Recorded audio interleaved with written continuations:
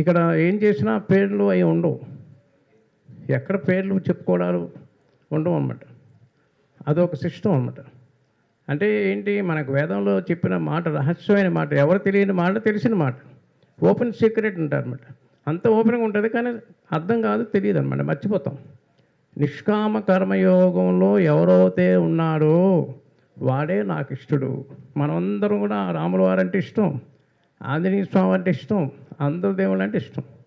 కానీ ఆ దేవుడికి ఎవరంటే ఇష్టం అని భగవద్గీతలో చెప్పిన మాట ఏంటంటే, ఎవరైతే కుడి చేయి ఏం చేస్తుందో ఎడం చేయి తెలియకుండా, ఎడం చేయి ఏం చేస్తుందో కుడి చేయి తెలియకుండా చేసే సాధన, చేసే ధ్యానం, నిష్కామ కర్మ ద్వారా వాడంటేనే నాకు ఇష్టం అంటాడు పరమాత్మ. ఏం పని చేస్తున్నా నేను చేయట్లేదు, ఇది నువ్వు చేపిస్తున్నావు, ఇదం నమమ ఇదం నమమ, ఇది నీదే, ఈ వస్తువు నీదే, నాకు ఇచ్చావు, మళ్ళీ నీకే ఇస్తున్నాను అనే సాధన. ఇవన్నీ సాధన అన్నమాట. ఇది అర్థం కాని విషయం. ఒక మాటకు చెప్పాలంటే అర్థం కాదు కూడా, అంటే అర్థం అవుతున్నట్టుగా ఉంటుంది. ఇదేనా మా తెలుసులేండి అనిపిస్తుంది మనందరికీ. కానీ దాంట్లో వెళితే అది ఎంత ఉందో లోతు మనకు తెలియదు.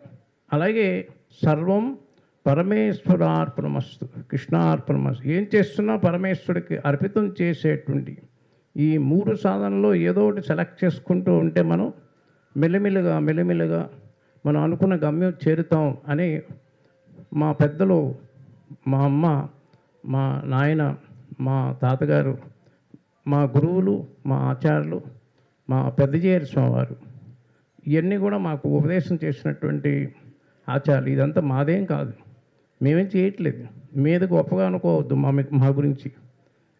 ఏంటంటే ఏదో చేయాలి అని ఆచార్యులు ఇచ్చిన మార్గం ద్వారా మేము వెళుతూ ఉన్నాం.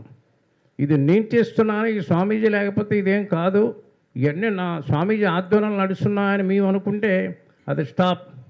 ఆయన ఫుల్ స్టాప్ పెట్టేస్తాడు, గుర్తుపెట్టుకోండి.